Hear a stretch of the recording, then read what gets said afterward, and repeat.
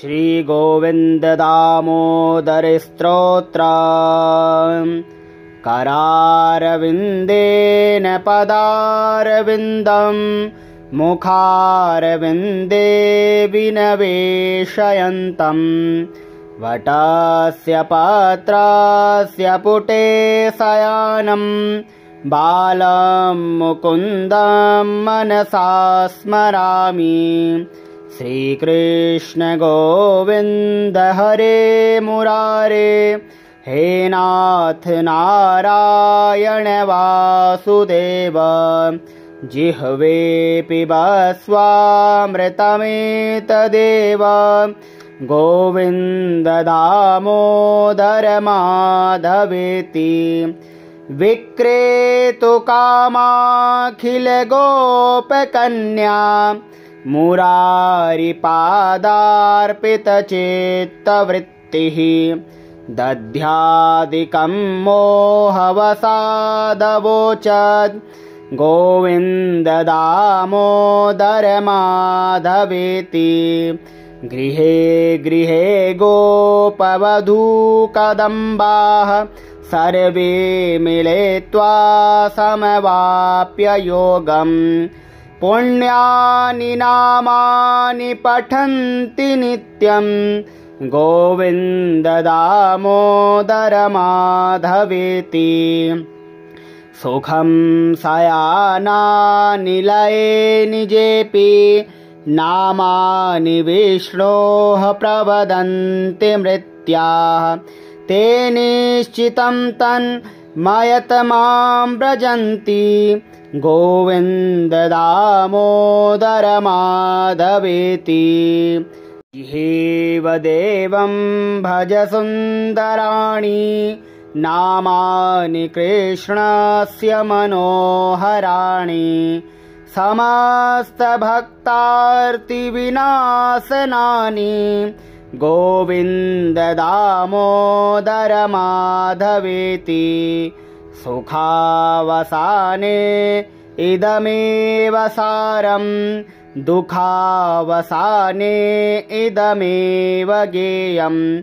देहावसाने इदमेव जाप्यं, गोविन्द दामोदर माधवेति।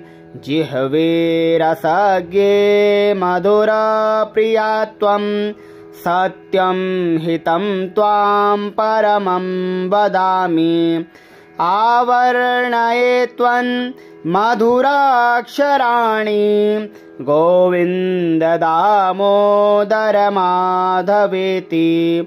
त्वामेव याचे मम देहि जिह्वे, समागते दण्डधरे कृतान्ते। वक्तव्यमेवं मधुरां सुभक्त्या, गोविन्द दामोदर माधवेति। श्रीकृष्ण राधा वर गोकुलेश, गोपाल गोवर्धननाथ विष्णु। जिह्वे पिबस्वामृतमेतदेव, गोविन्द दामोदर माधवेति। अरविन्देन पदारविन्दं, मुखारविन्दे विनवेशयन्तं। वटस्य पत्रस्य पुटे शयनं, बालं मुकुन्दं मनसा स्मरामि। श्रीकृष्ण गोविन्द हरे मुरारे, हे नाथ नारायण वासुदेव। जिह्वे पिबस्वामृतमेतदेव, गोविन्द दामोदर माधवेति।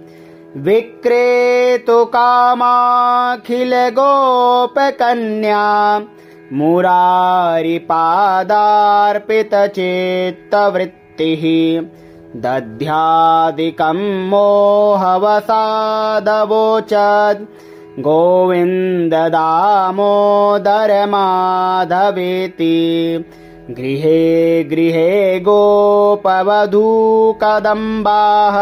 सर्वे मिलित्वा समवाप्य योगम् पुण्यानि नामानि पठन्ति नित्यम् गोविन्द दामोदर माधवेति सुखं शयानानिलये निजेऽपि नामानि विष्णोः प्रवदन्ति मृत्याः ते निश्चितं तन्मयत मां व्रजन्ति गोविन्द दामोदर माधवेति इहेव देवं भज सुन्दराणि नामानि कृष्णस्य मनोहराणि समस्तभक्तार्तिविनाशनानि गोविन्द दामोदर माधवेति सुखावसाने इदमेव सारम् दुःखावसाने इदमेव गेयम् देहावसाने इदमेव जाप्यम् गोविन्द दामोदर माधवेति जिह्वे रसज्ञे मधुरप्रियात्वम् सत्यं हितं त्वां परमं वदामि आवर्णये त्वन् मधुराक्षराणि गोविन्द दामोदर माधवेति त्वामेव याचे मम देहि जिह्वे समागते दण्डधरे कृतान्ते वक्तव्यमेवं मधुरां सुभक्त्या गोविन्द दामोदर माधवेति श्रीकृष्ण राधा वर गोकुलेश गोपाल गोवर्धननाथ विष्णु जिह्वे पिबस्वामृतमेतदेव गोविन्द दामोदर माधवेति करारविन्देन पदारविन्दम् मुखारविन्दे विनवेशयन्तम् वटस्य पत्रस्य पुटे शयानम् बालं मुकुन्दं मनसा स्मरामि श्रीकृष्ण गोविन्द हरे मुरारे हे नाथ नारायण वासुदेव जिह्वे पिबस्वामृतमेतदेव गोविन्द दामोदर माधवेति विक्रेतुकामाखिल गोपकन्या मुरारिपादार्पितचित्तवृत्तिः दध्यादिकं मोहवसादवोचद् गोविन्द दामोदर माधवेति गृहे गृहे गोपवधूकदम्बाः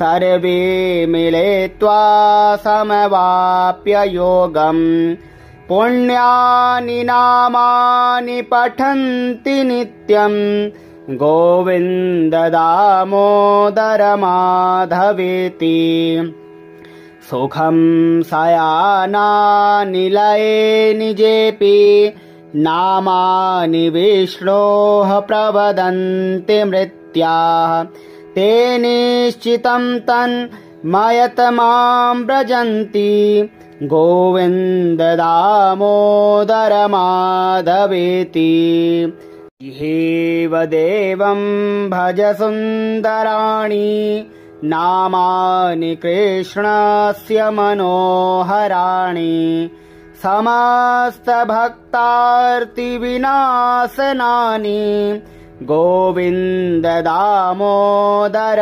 माधवेति सुखावसाने इदमेव सारम् दुःखावसाने इदमेव गेयम् देहावसाने इदमेव जाप्यम् गोविन्द दामोदर माधवेति जिह्वे रसज्ञे मधुरप्रियात्वम् सत्यम् हितम् त्वाम् परमम् वदामि आवर्णये त्वन् मधुराक्षराणि गोविन्द दामोदर माधवेति त्वामेव याचे मम देहि जिह्वे समागते दण्डधरे कृतान्ते वक्तव्यमेवं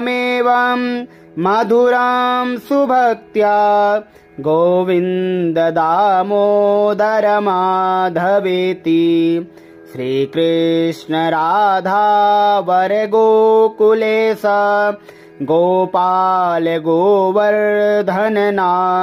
विष्णु जिह्वे पिबस्वा मृतमेतदेव गोविन्द दामोदर माधवेति प्रारविन्देन पदारविन्दम् मुखारविन्दे विनवेशयन्तम् वटस्य पत्रस्य पुटे शयानम् बालं मुकुन्दं मनसा स्मरामि श्रीकृष्ण गोविन्द हरे मुरारे हे नाथ नारायण वासुदेव जिह्वे पिबस्वामृतमेतदेव गोविन्द दामोदर माधवेति विक्रेतुकामाखिल